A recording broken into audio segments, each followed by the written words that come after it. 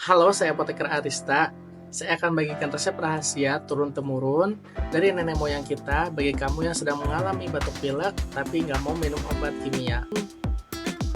Nah, tapi sebelum saya bagikan resepnya, jangan lupa untuk di-follow, di-like, dan di-subscribe channel ini biar terus dapat memberikan informasi yang bermanfaat untuk kalian.